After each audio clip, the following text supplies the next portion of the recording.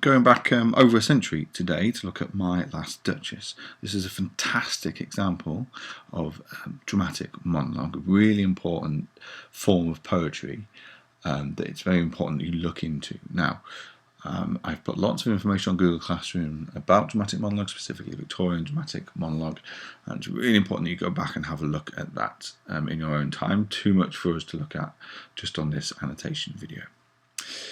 This poem, in some senses, is quite simple. What we have is a duke who is showing off to a couple of visitors. They are the parents, or they're emissaries, the parents of a potential new wife to him. He needs a new wife because, as we learn in the poem, he lost his last duchess in kind of suspicious circumstances that will become apparent as we read on. So what we have is one man showing off everything that he owns. He's showing off his power and he's showing off his control. And those are the two big ideas that I would like you to think about as we read this poem. We're going to go into a lot more detail afterwards. You can already see the annotations there on the top right. Lots of big ideas for us to think about. But for now, think about control, think about power, and we will read it all through. So, My Last Duchess. That's my last duchess, painted on the wall, looking as if she were alive. I call that piece a wonder now, for our Pandolf's hands worked busily a day, and there she stands. Will it please you sit and look at her? I said Fra Pandolf by design, for never read strangers like you that pictured countenance, the depth and passion of its earnest glance. But to myself they turned, since none puts by the curtain I have drawn for you but I, and seemed as they would ask me, if they durst, how such a glance came there. So, not the first are you to turn and ask thus. Sir, 'twas not her husband's presence only called that spot of joy into the Duchess' cheek. Perhaps Fra Pandolf chanced to say, her mantle laps over my lady's wrist too much, or paint must never hope to reproduce the faint half-flush that dies along her throat. Such stuff was courtesy, she thought, and cause enough for calling up that spot of joy. She had a heart, how shall I say, too soon made glad, too easily impressed. She liked whate'er she looked on, and her looks went everywhere. So 'twas all one. My favour at her breast, the dropping of the daylight in the west, the bough of cherries some officious fool broke in the orchard for her, the white mule she rode with round the terrace, all and each would draw from her alike the approving speech, or blush at least. She thanked men. Good. But thanked somehow, I know not how, as if she ranked my gift of a 900-years-old name with anybody's gift. Who'd stoop to blame this sort of trifling? Even had you skill in speech, which I have not, to make your will quite clear to such an one and say, just this or that in you disgusts me. Here you miss or there exceed the mark.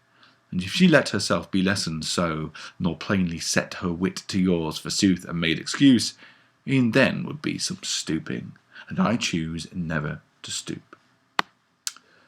Oh, sir, she smiled. No doubt whene'er I passed her, but who passed without much the same smile? This grew, I gave commands, then all smiles stopped together. There she stands as if alive. Will it please you rise? We'll meet the company below then. I repeat, the Count, your master's known munificence, is ample warrant that no just pretence of mine for dowry will be disallowed. Though his fair daughter's self, as I avowed at starting, is my object. Nay, we'll go down together, sir. Notice Neptune, though, taming a seahorse. Thought a rarity which Claus of Innsbruck cast in bronze for me. Now, I do think that this is one of the most challenging poems in the anthology. That's why it's there, in many ways. You know, it's an opportunity for us to be able to look at a poem and really get to grips with some complicated ideas. And if you're capable of doing that, you can very much open the door to some, some very high grades. And other than that, it's certainly worth us considering the idea of control. So many poems in this anthology are looking for control. We talk about control of man over nature, or how governments control man. And yet this is one man's attempt to control everything in his world. Specifically, he's attempting to control his Duchess, his former wife. Now, that leads us on to this quite sinister title, My Last Duchess. There's the idea of ownership. She belongs to him. And last, what does that mean? Does that mean final, or does it mean previous?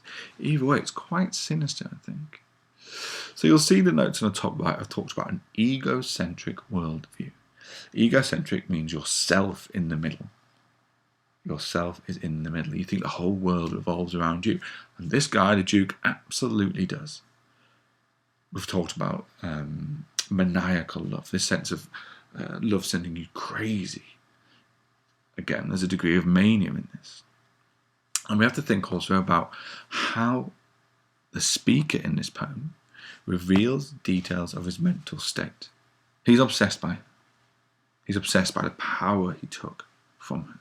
The final idea I want you to think about is the male gaze. If you look just on the right, the male gaze is when we ascribe worth to a woman by her value to men. A woman only has value if she has value to a man. Now, that's a very interesting idea. Again, one that we can unpack to a lot more detail later. But really think about that. The Duchess, how is she valued in this poem? Okay, so let's get into the poem and move it up a little bit.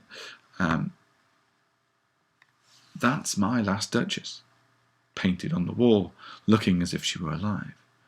It's conversational. Remember, this is a man who's in control. He's showing off to his visitors. He says that is my last Duchess. Obviously, it's a repetition of the title, but painted on the wall. This is permanent. Painted on the wall. Now, the suggestion isn't that this is a painting that's hung on the wall, or hung on the wall. This is it's almost been described like a fresco, something painted directly onto the wall. It's a permanent sense of control. Yes, it's a beautiful painting, but it is there for keeps. Looking as if she were alive. That verb there, looking, it's very interesting. I said at the start of this that there is something faintly gothic about this poem, and I think there is. There's quite a sinister air to the whole poem. Looking as if she were alive. It's almost like she is still alive, as if she were alive. There's a sense also of a haunting here, of a memory not quite lost. And what we have to start thinking about when we look at things like that is how would the people that the Duke is addressing react to this? We have to work out the Duke's mental state. We have to work out the Duke's position by imagining how those people in the poem listening to what he's saying would react. Often, the answer to that question is they would be disgusted. They would be frightened. But we have to see for ourselves as we go through the poem. It's just what makes dramatic monologues so interesting. What does the implied audience think of what the narrator is saying? I call that piece a wonder now, he said. That piece, he's talking about her, he's talking about his Duchess, his former wife. But now, she only exists as something to look at, as something to own and show off about. He's got this absolute control of her because he owns her. Friar Pandolf's hands worked busily a day. He's boasting. He's not ashamed. Yeah, he's named a man who is able to create this thing. Friar Pandolf is the artist, and he worked very busily. Will it please you sit and look at her? He asks. Remember, he's showing off to these visitors. He's asking these visitors, would you like to stop and look at my wife? And this is the idea of the male gaze. The value of this woman is now on what she means to the men who are looking at her. I said Friar Pandolf by design. I meant to show off. I meant to tell you. Now he is controlling the visitors. He's not just got control over the Duchess. The Duke here has control over his visitors. And we're going to see as we move through the poem, he kind of has control over us, the reader, as well. It's a very, very big sense of control in this poem. I said it by design. I said Friar Pandolf by design. On purpose, he means. For never read Strangers Like You, that pictured countenance, the depth and passion of its earnest glance. This makes me think of Ozymandias. The sculptor in that poem captured the sneer of cold command of Ozymandias excellently. It didn't really count for anything in the end, did it? So the woman in this picture is excellently depicted, the depth and passion of its glance. And this gets him a bit jealous. Because he starts thinking, what was the reaction, or what was the stimulus for her reacting like that? And we're going to see as we move on. So it's not painting him in a particularly great light. Obviously he's arrogant, he's egocentric, he's sexist, and he's also a little bit insecure. But to myself they turned, since none puts by the curtain I have drawn for you but I. He is the only one who's allowed to open the curtain to reveal this portrait. It's another example of control. He's returning her to a place when he closes those curtains. He's locking her in that space. But is it also a suggestion of paranoia? Maybe. And seemed as they would ask me if they durst, if you dare ask me this, how such a glance came there. So, not the first of you to turn and ask. Sir, 'twas not her husband's presence only called that spot of joy into the Duchess' cheek. And now we're starting to think about why he's so jealous. He worries that she is flirting with other men, she's smiling at other men inappropriately. Think about the structures of relationships at that time. Women are supposed to be obedient to their husband, not supposed to be smiling and flirting and having a good time with other people. And this is one thing that he's jealous about. We've moved over a little bit there on line 12 and 13 there. A little bit of control over the reader that we missed. It might be worth looking back at. If they durst, how such a glance came there. So not the first of you to turn and ask this. He's choosing what we hear.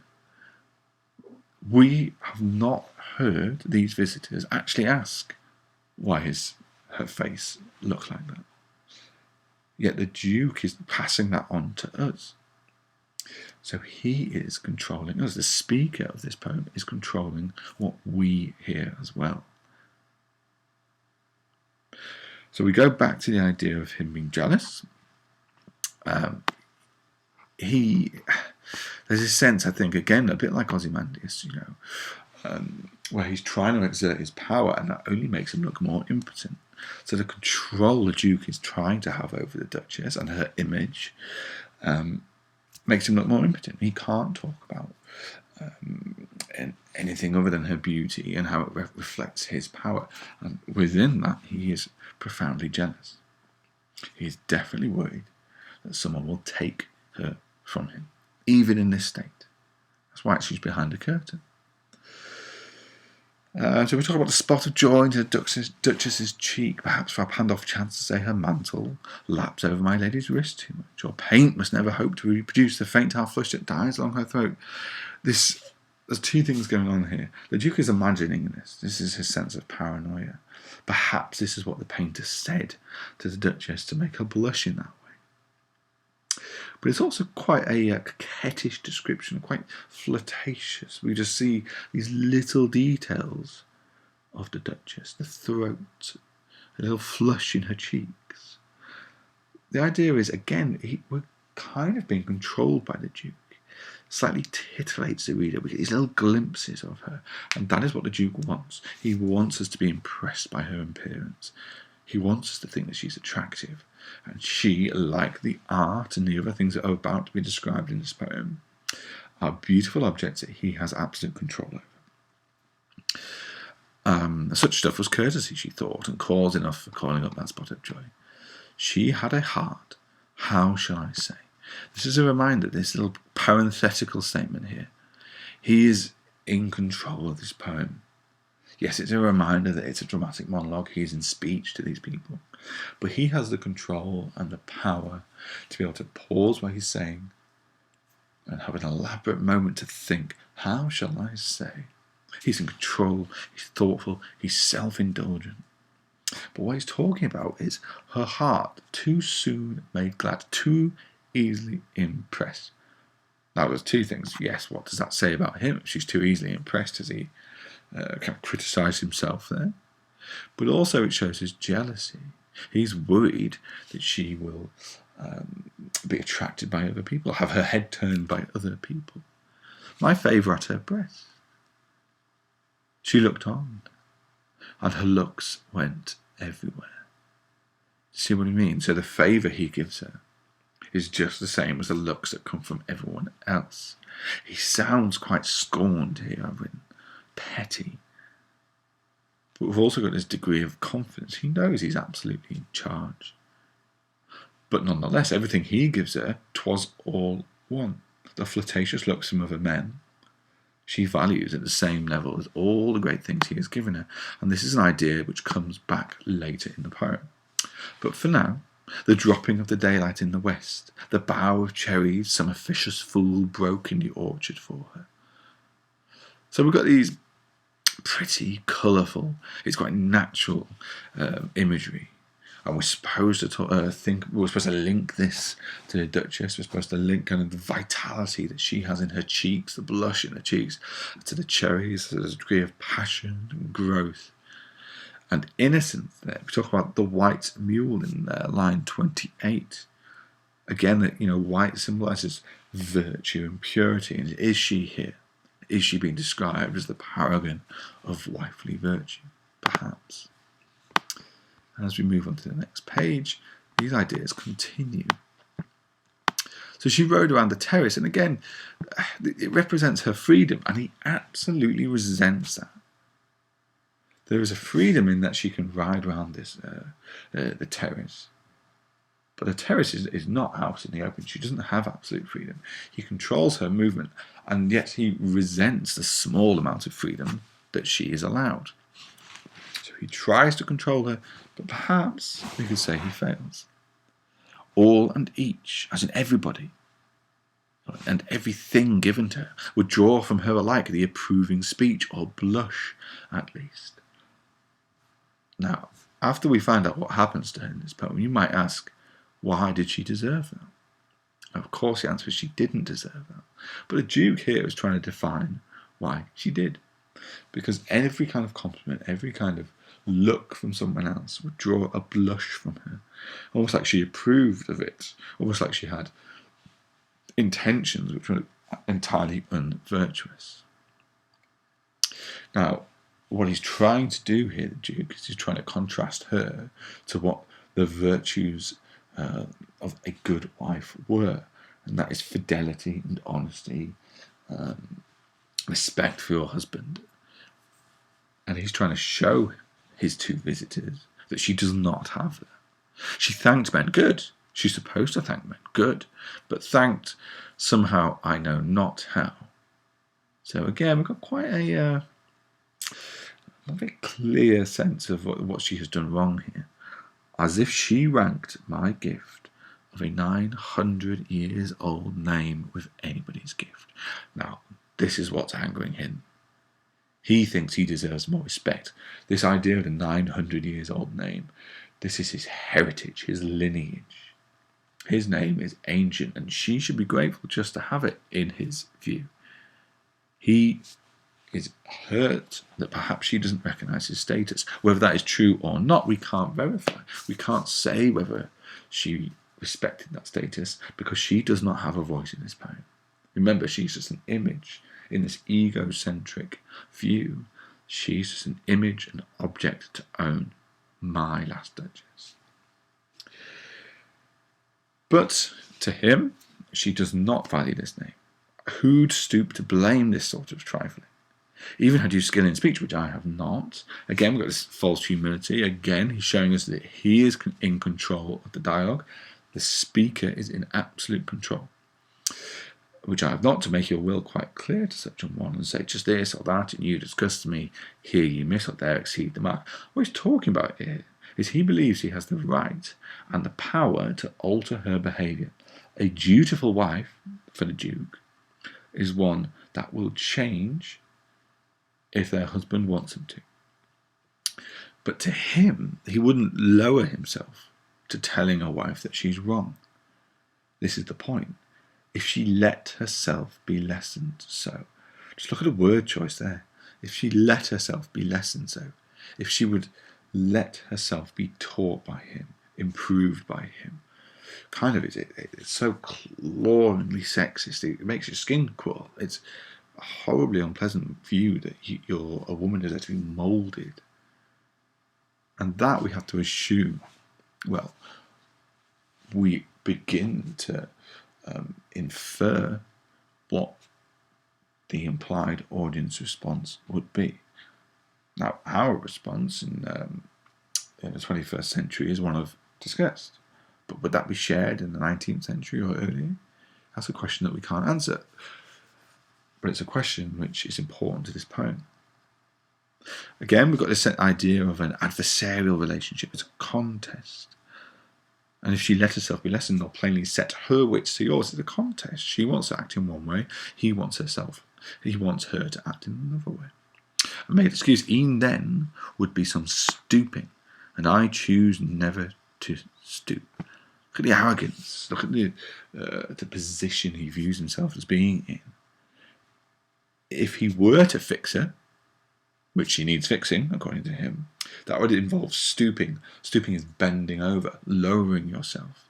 And he chooses never to stoop. He would not debase himself. He would not debase his 900 years old name by telling his wife how to act.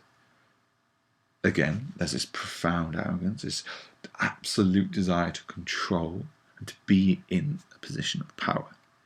Oh, sir, she smiled, no doubt. And now look at this is the sinister tone. The smile is perversely is now becoming something sinister and dark. She's not allowed to smile.